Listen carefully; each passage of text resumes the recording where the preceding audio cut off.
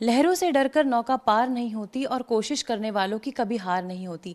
और इसी तरह लगातार 3 बार कोशिश करने के बाद अपाला मिश्रा ने एक बार फिर इंटरव्यू राउंड में रिकॉर्ड बना दिया है। जी हाँ, अपाला मिश्रा ने वैसे तो यूपीएससी रैंक में 9वीं रैंक हासिल की, ये बात हम सभी जानते हैं, लेकिन कल रात को जब इसके अंक जारी किए गए तब अपाला ने इसके इंटरव्यू राउंड में हाईएस्ट नंबर हासिल करने का रिकॉर्ड बनाया है। अपाला मिश्रा हमारे साथ हैं, उनसे बात करते हैं कि किस तरह से उन्होंने इस इंटरव्यू के लिए तैयारी की और कैसे अब तक की यूपीएससी परीक्षा में सबसे ज्यादा अंक हासिल करने का इस इंटरव्यू राउंड में रिकॉर्ड बनाया।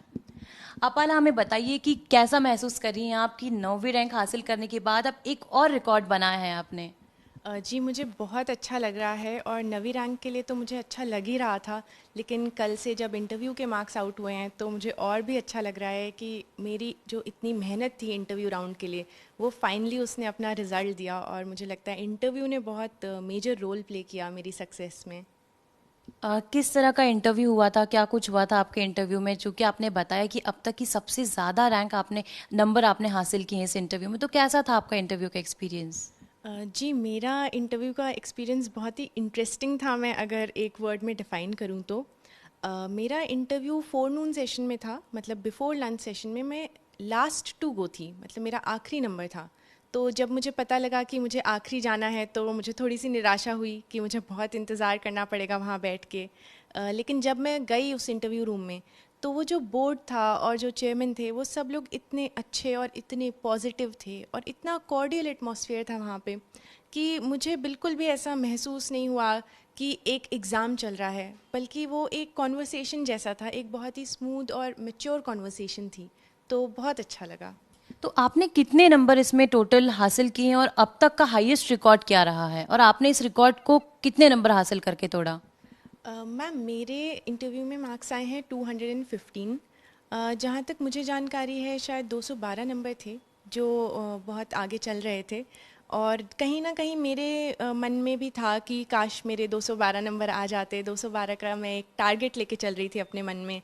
लेकिन वो भी क्रॉस हो जाएगा और 215 आ जाएंगे, ये भी मुझे उम्मीद नहीं थी। तो डेफिनेटली मैं बहुत खुश हूँ।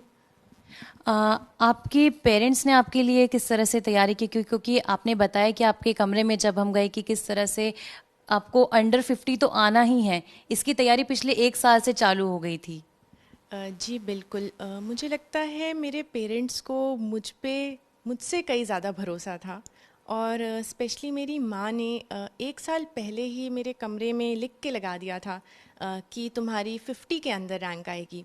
और मैं बार बार अपनी माँ को कहती थी कि 50 के अंदर तो इम्पॉसिबल है, ये तो बहुत ही अच्छी रैंक हो जाएगी। पर मेरी माँ बार बार कहती थी कि नहीं, देखना तुम्हारी आएगी।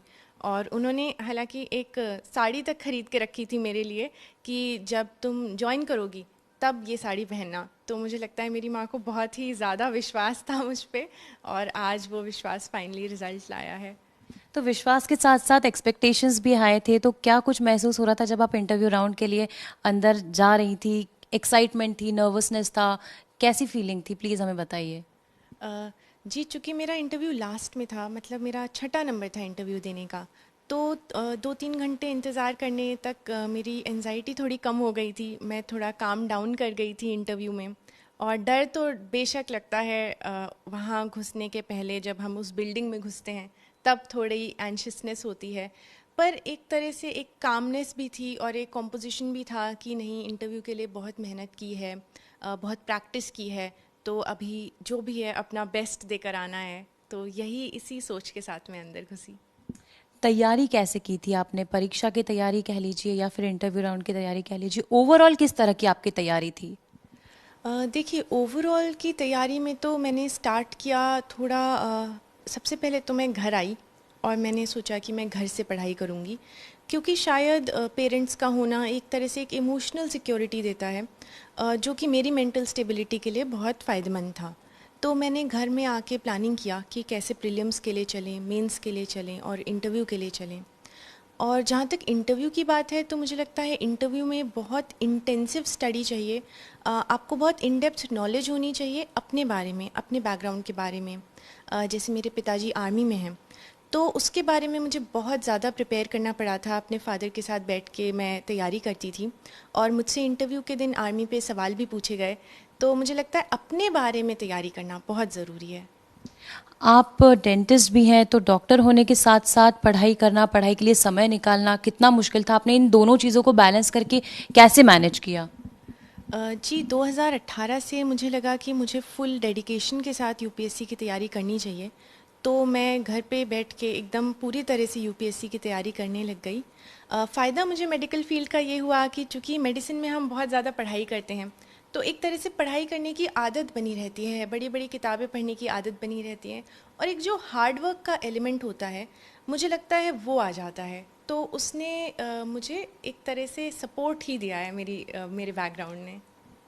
और अब आपके पेरेंट्स का, फैमिली मेंबर्स का, फ्रेंड्स का कैसा रिएक्शन है? क्या लग रहा है कि एक बार 9th रैंक तो हासिल कर ली, पर इस बार खुशी दुगनी हो गई है?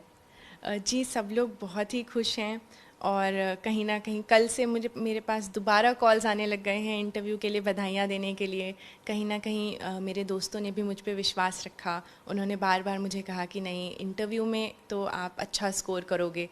तो उन सब के विश्वास पे, अपने पेरेंट्स के विश्वास पे मैं खरी उतरी, इसकी मुझे बहुत खुशी है।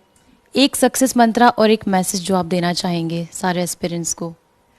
जी एक सक्सेस मंत्रा मैं ये देना चाहूँगी कि सेल्फ़ कॉन्फिडेंस ज़रूर रखिए। ये एग्ज़ाम की परीक्षा इतनी लंबी है और इतनी वास्ट है कि बहुत ईज़िली आप अपना सेल्फ़ कॉन्फिडेंस लूज़ कर सकते हैं, बीच में आप बहुत ईज़िली डीमोटिवेट हो सकते हैं। तो खुद पे भरोसा बनाए रखना बहुत ही ज़्यादा ज़रूरी है, और इसके साथ साथ मैं कहूँगी सेल्फ़ इवैल्यूएशन करना। हर कुछ दिन पे खुद को देखना कि आप कितना सीखे हैं, आप कितना समझे हैं, और आप कितनी ठीक गति से आगे बढ़ रहे हैं। ये मैं मंत्रा भी है, और ये मैं एस्पिरेंट्स को भी कहना चाहूँगी कि प्लीज़ इसे ज़रूर फॉलो करें।